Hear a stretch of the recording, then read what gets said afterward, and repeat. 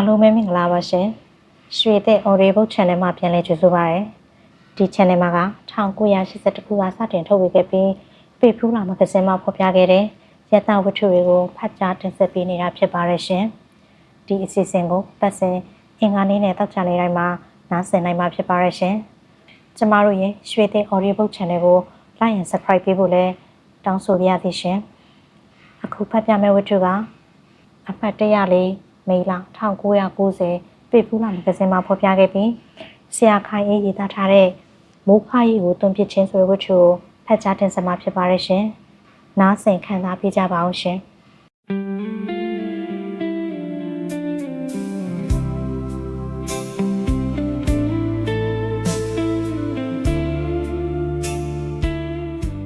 မိုးခရီကိုတွန်းပစ်ခြင်း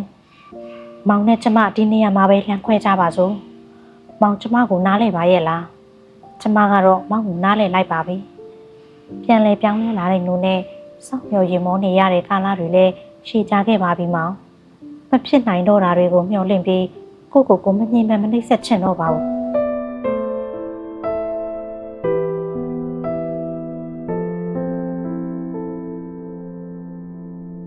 ရွေးလျားနေတဲ့အချိန်ကာလကိုလိုက်ပြီးအတွေးအခေါ်အယူဆတွေပြောင်းလဲတတ်တာကိုနားလဲပါတယ်လက်လဲခံပါတယ်ဒါပေမဲ့အရှိကနေအနောက်ဘဲကနေညာလားရဆန့်ကျင်စွာပြောင်းလဲသွားတဲ့မောက်အတွေးခေါ်မောက်အယူအဆမောက်လုပ်ရက်တွေကိုတော့ကျမမအံ့ဩပဲမနေနိုင်တော့ပါဘူးတအံ့တော်ဖြစ်ရပါတယ်ကျမမှတ်မိနေပါသေးတယ်မောင်လည်းမမေ့ထက်ရင်ပြန်စဉ်းစားကြည့်ပါမောင်ကျမကိုစာပြေးချစ်ခွင့်ပန်တော့ပထမနဲ့စတဲ့နှစ်ကုန်ကနေအချိန်မဟုတ်လားနေ့ရက်အတိကျတော့ကျမမမှတ်မိတော့ပါဘူးကျမတို့ဒုတိယနှစ်ကျောင်းစာတက်ပြီး2လလောက်ရှိတော့ညနေဆိုရင်ကျမအဆောင်ကိုမောင်အမြဲလိုရောက်လာတတ်တယ်နော်အကြောင်းမျိုးရှာပြီးရောက်လာတဲ့မောင်ကိုချစ်သူတွေမဖြစ်သေးပေမဲ့ကျမကတော့ကောင်းကောင်းမွန်မွန်ပဲလက်ခံစကားပြောခဲ့ပါတယ်ဘာလို့လဲဆိုတော့ချစ်သူမဖြစ်ခင်ကတည်းကမောင်အကြောင်းမောင်စရိုက်ကိုကျမလေးလာခြင်းတယ်မောင်ကိုလည်းကျမအလေးထားတွေကိုလေးလာစေခြင်းတယ်ဒါမှစရိုက်ချင်းမတူညီကြရင်နောက်ပြန်ဆုပ်လို့ရမှာပေါ့စောစောစီးစီးတိပြီးအခြေအနေတွေမလုံရင်နောက်ဆုတ်ရရင်ဘယ်သူမှမနစ်နာနိုင်ဘူးပေါ့တယောက်နဲ့တယောက်ချစ်သူတွေဖြစ်ကြတယောက်စရိုက်ကိုတယောက်ကမသိအဲ့ဒီအချိန်ကြာမှလေးလာကြမတူတာတွေတွေ့လားညှိယူလို့မရတဲ့အခါကွဲကြပြေးကြဆိုတဲ့အဖြစ်မျိုးကျမမလိုလားဘူးမောင်ရီးစားတယောက်ပြက်ဆိုတဲ့ဘဝမျိုးမောင်ကိုမရောက်စေချင်တယ်လို့ကျမလည်းမဖြစ်ချင်ဘူးနောက်ပြီးကျမချစ်ရသူကိုကျမပိုင်ဆိုင်ခြင်းနဲ့ကျမစုပ်ကင်ထားတဲ့ချစ်သူရဲ့လက်ကိုကျမဖြုတ်ချပြစ်လိုက်ဖို့စဉ်းစားတော့မစဉ်းစားပါဘူးမောင်ကျမဟာအိမ်မှာအထီးကျန်ဆန်နေသူပါအိမ်ကလူတွေချိန်ခွင်တွေကတ်တားတွေခနဲ့ပေါင်းဆက်တွေနဲ့အလုပ်ရှုံနေချိန်မှာကျမကတော့စာအုပ်တအုပ်နဲ့ပြုံးမွေးနေတတ်တယ်လေမှန်တာပြောရရင်ကျမလေမောင်နဲ့ညနေခင်းမောင်တလကြောစကားပြောပြရတဲ့အခါလက်ဖက်ရည်ဆိုင်4-5ကထိုင်ပြီးတဲ့အချိန်မှာမောင်ကိုပို့ပြီးစိတ်ဝင်စားလာတယ်ချစ်သူတယောက်ဘဝခရီးပေါ်တအိုးအနေနဲ့စိတ်ကူးထဲမှာထည့်ပြီးစဉ်းစားလာနေတယ်ညနေခင်းဆိုမောင်မလာရင်ကျမမျှော်နေမိခဲ့ပါတယ်မောင်ကသွားတာလာတာပြောတာဆိုတာအနေအထိုင်အားလုံးအေးအေးဆေးဆေးတည်ငြိမ်နေကျမသဘောကျမိတာကမောင်ဟာကျမလိုပဲစာပေကိုဝါသနာပါတယ်ဖန်တီးသူဖြစ်ဖို့ကြိုးစားတယ်ကျမအနေနဲ့အိမ်မှာအဆောင်မှာပြောလို့မရတယ်ပြောရင်လည်းဘယ်သူမှနားမထောင်ခြင်းတဲ့စကားတွေကိုမောင်နဲ့ကြားမှပြောလို့ရတယ်ဆွေးနွေးလို့ရတယ်ဆရာကြီးမိုင်းဗမော်တဲအောင်တကုံတာယာဂျီအေခင်းနှင်းယူတို့အစားဂျွန်စတိန်ဘန်ဂျက်လန်ဒန်အဲဘက်ကမူ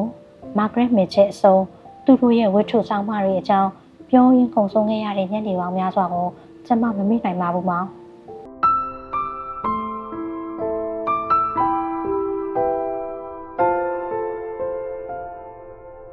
မောင်ကပဲဟန်ဆောင်ကောင်းတာလားကျမကပဲလူကဲခံညံ့တာလားတော့မပြောတတ်ဘူးမောင်ဟန်ဆောင်ကောင်းတာဆိုရင်တော့ကျမမောင်ကိုချစ်ကျူးပါတယ်လူတစ်ယောက်ဟာ3နှစ်လုံးကိုယ့်ရဲ့အစ္ဆဒကိုတကွက်ကလေးမှမပေါ်အောင်ဖုံးကွယ်ထားနိုင်တာတဲ့အရေးအချင်းတစ်ခုပဲမဟုတ်လားမိမတစ်ယောက်ရဲ့အချစ်ဟာယောက်ျားတစ်ယောက်အပေါ်အထင်ကြီးလေးစားမှုတွေအပေါ်မှာလည်းမူတည်တတ်ပါတဲ့မောင်ကျမဟာမောင်အကြောင်းကိုကြွယ်ရမှာမစုံစမ်းမမေးမြန်းခဲ့တာမောင်အသိပါနော်ကျမသိချင်တာရှိလာရင်ပြောင်းဖွင့်မိတယ်ကျမစိတ်ဝင်စားလို့မမေးခဲ့မိတဲ့အကြောင်းတစ်ခုကိုတော့ကျမရဲ့တငယ်ချင်းတွေကပြောပြလို့သိလိုက်ရတယ် မောင်တို့မိသားစုဟာတော်တော်ချမ်းသာကြွယ်ဝတဲ့ဒီသတင်းမျိုးကြားလိုက်ရတဲ့အတွက်ကျမဝမ်းမသာမိသလိုတုံလည်းမတုံလို့မိပါဘူးကျမကလည်းအတိုင်းအတာတစ်ခုထိကြွယ်ဝတဲ့မိသားစုကမွေးဖွားလာလို့ပါပဲဘောကပြီးတာရန်တရားအောင်မှာကျမတို့ဝေးဖွားသွားဖို့ဆိုတာမဖြစ်နိုင်ပါဘူးမောင်ကိုအထင်ကြီးလေးစားမျက်နှာမိရတာတွေမောင်ဟာကိန်းကနန်းတွေကြားထဲမှာမွေးဖွားကြီးပြင်းခဲ့ရပြီမဲ့အတနဲတယ်ရောင်ရဲတင်းတိမ်တက်တဲ့ဆိုတာတွေကြောင့်ပါကျမနဲ့မောင်နဲ့စိတ်သဘောတိုက်ဆိုင်မှုကဒီနေရာမှာအင်အားအကြီးဆုံးပါပဲကျမကဘဝတစ်ခုကိုငြိမ်းအေးစွာတည်ဆောက်ရည်တည်ခြင်းတယ်မိပေါင်းဆောင်ကြားမှာတစ်သက်လုံးချမ်းသာကြွယ်ဝနေရမှာတဲ့အေးစင်းငြိမ်းချမ်းစွာနေထိုင်ရမယ်တမနက်ကိုပဲတောင့်တမမောတတ်သူပါမောင်ဒီလိုတူညီမှုတွေကြောင့်ပဲကျမမောင်ကိုပြန်ချစ်မိခဲ့တယ်မောင်မောင်ကိုအဖြစ်ပေးမိတဲ့နေ့က3 ရက် 3 လ 84နှစ်အဲ့ဒီတုန်းကနှစ်ယောက်လုံးတတိယနှစ်ပဲရှိသေးတယ်နော်ကျမမှတ်မိနေသေးတယ်မောင်နဲ့ကျမချစ်သူဖြစ်ခဲ့ပြီးတဲ့နောက်ပိုင်း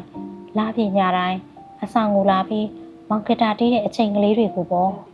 ကျမကလည်းမောင်ကလေးမှာထိုင်ရင်ပျော်ရွှင်စွာနားဆင်ခဲ့တယ်လေခင်ဝိုင်းရဲ့သချင်းကလေးတွေကိုညီရင်နှစ်ကိုယ်တူကြည်နူးခဲ့ရတဲ့ညကလေးတွေကိုအခုထိတန်းထနေမိသေးပါမောင်အဲ့ဒီအချိန်တွေတုန်းကမောင်ပြောခဲ့သေးတယ်လေအခုတော့အဆောင်မှာမို့ချစ်နားမှာနေပြီးခဏလေးပဲသချင်းဆိုရတာအားမရဘူးကွာကြောင်းပြီးရင်ချစ်နေမောင်လက်ထပ်မယ်ပြီးတော့ရွာလေးတရွာမှာဆရာသွားလောက်ကြမယ်အဲ့ဒီအခါကျမှမောင်တို့နှစ်ယောက်ရဲ့ညလေးတွေကိုခင်ဝိုင်းသချင်းကလေးတွေညီရင်ကြည်နူးစွာဖြတ်သန်းကြမယ်နော်တဲ့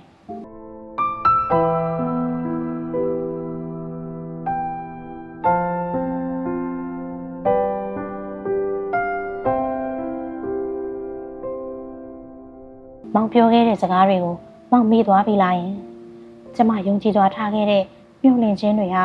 မောင်မှုတ်ထုတ်လိုက်တဲ့စိတ်လိမ်မီးကူးတွေလိုပဲလွင်ပါပြတ်ခွဲသွားရတော့မှလားမောင်ရဲ့ကျမတို့ကြောင်းပြီးတာက1985နှစ်ကုန်ပိုင်းတော့ကြောင်းပြီးလို့တိတ်မကြတဲ့ကာလမှာကျမကတော့ကျမတဘာဝနဲ့ကိုက်နေတဲ့ဆရာမအလုပ်ကိုရွာတရွာမှာလုပ်ဖြစ်တယ်အဲဒီမှာပဲမောင်နဲ့ကျမအယူအဆအတွေးခေါ်တွေလွဲကြရပြီနော်မောင်အပြောင်းလဲတွေကိုကျမမယုံကြည်နိုင်အောင်ဖြစ်ရတယ်မောင်ကပြောတယ်နော်မောင်ကြောင်းဆရာမလုပ်တော့ဘူးချစ်လည်းမလုပ်နဲ့တော့အိမ်နောက်တစ်ခုတိဆောက်တာဟာကျောင်းသားဘဝကစိတ်ကူးရင်မှုတွေနဲ့တိဆောက်လို့မရဘူးဖြစ်ချင်တာနဲ့ဖြစ်တင်တာကိုမောင်တော့ခွဲခြားနာလဲပြီမောင်စီးပွားရေးပဲလုပ်တော့မယ်2 နှစ် 3 နှစ်လုပ်ပြီးရင်လက်ထပ်ကြမယ်တဲ့မောင်စိတ်တဟာလက်တမက်ဆက်ကိုအယောင်ပြောင်းတာထက်တောင်ညံ့နေပါပေါ့လားမောင်ဘလို့ဖြစ်သွားတယ်ဆိုတာကျမစဉ်းစားလို့မရနိုင်တော့ပါဘူးမောင်ရဲ့လွတ်လပ်ခွင့်အရာမောင်မလုပ်ချင်တဲ့ကျေးလက်ကျောင်းဆရာဘဝကိုမခံယူပါနဲ့တော့ကျမလည်းမတိုက်တွန်းချင်တော့ပါဘူးကျမကတော့မြို့ပြရဲ့ပူလောင်ခါသေးတဲ့တန်းတွေညနေဖုံးဆိုပြုံးရည်မှုတွေကိုမခံစားချင်ဘူးမလိုလားတော့ဘူးမောင်ကျမဆန္ဒကျမလွတ်လပ်ခွင့်တွေနဲ့ကျမဘဝအတွင်းငြိမ်းအေးစေမဲ့လမ်းကိုကျမရွေးချယ်ရှောက်လန်းမရစေတော့မောင်ကျမမိုက်နေခဲ့ပါတယ်မောင်ကိုချစ်မြတ်လို့လုံးလို့မိုက်နေတဲ့မိုက်မဲမှုပါယူသွတ်စွာစိတ်ကူးရင်ခဲ့ပါတယ်မဖြစ်နိုင်တာတွေကိုဖြစ်လာလိမ့်လို့နဲ့စိတ်ကူးရင်ပြီးမိုက်ခဲ့တာပါကျမရဲ့တက်မှုရှိတဲ့အချိန်တွေကိုအကျိုးမဲ့ဖြုံးတိပစ်မိပါတယ်ရယူလိုခြင်းတွေဝန်းရံနေတဲ့ပတ်ဝန်းကျင်မှာကာလကြာရှည်နေပြောနိုင်လိမ့်မယ်လို့မောင်ကိုမထင်ခဲ့ဘူးကျမနောက်ကိုမောင်လိုက်လာလိမ့်မယ်လို့မျှော်လင့်မိတယ်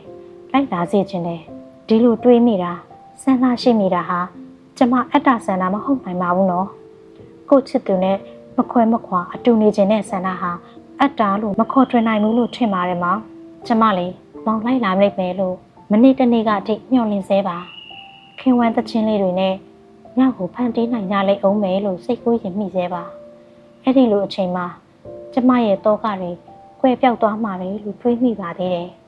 ဒါပေမဲ့လည်းကံကြမ္မာဟာမျက်နှာသာမပေးတတ်ပါလားမောင်ရဲ့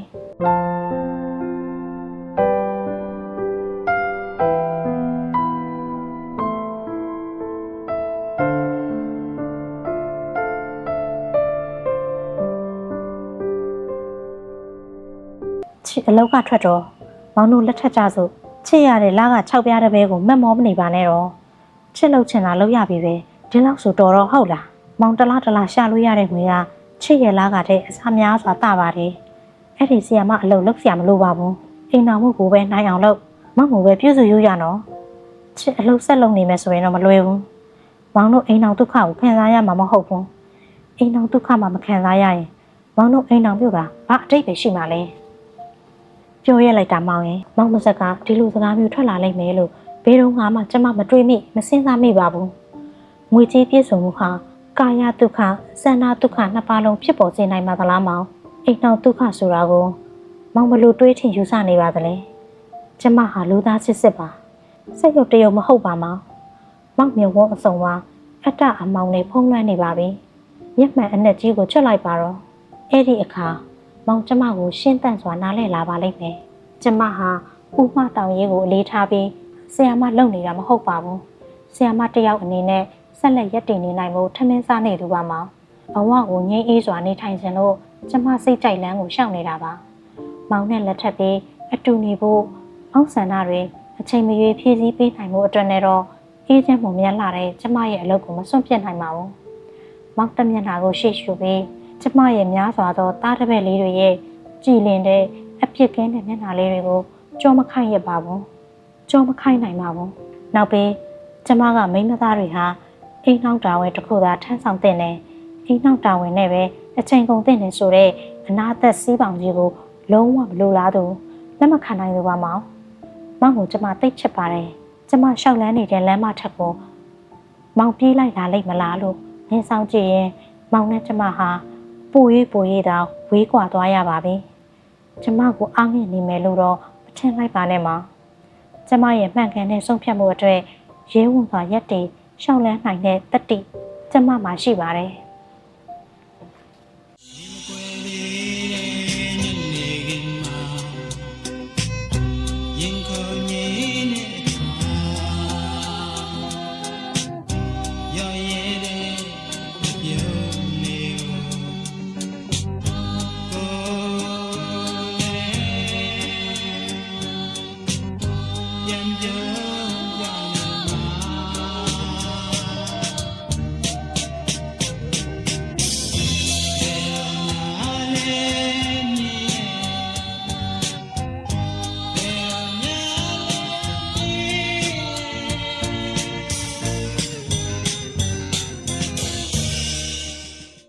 ဒီသချင်းသံလေးတွေကြားမိတဲ့အခါဒါမှမဟုတ်အမှတ်မထင်ကျမကိုယ်တိုင်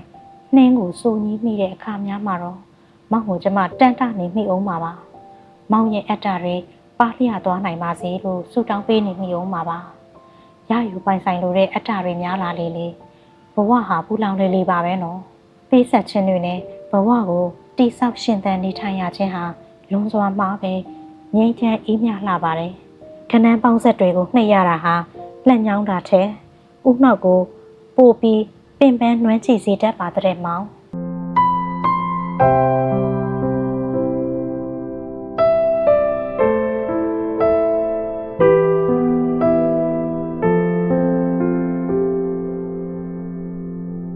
နောက်ဆင်ပြီးတာကျေးဇူးတင်ပါတယ်ရှင်အခုဖတ်ပြခဲ့တာကတော့ဆရာခိုင်ရေးသားထားတဲ့မိုးခရီကိုတွန်းပစ်ခြင်းဆိုတဲ့ဝတ္ထုပဲဖြစ်ပါတယ်ရှင်အမှတ်104မေလ1990ပေဖူးလာမဂ္ဂဇင်းမှာဖော်ပြခဲ့တာဖြစ်ပါတယ်ရှင်ပေဖူးလာမဂ္ဂဇင်းမှာဖော်ပြခဲ့စဉ်ကဝတ္ထုရဲ့တရုတ်ခေါ်ပကြီးကိုဆရာပကြီးစောမင်းကရေးဆွဲပေးခဲ့တာဖြစ်ပါတယ်ရှင်ကျမတို့ရဲ့ရွှေသေး Audio Book Channel ကို Like and Subscribe ပေးဖို့လည်းတောင်းဆိုပါရစေရှင်ကျမစိန်လဲပါ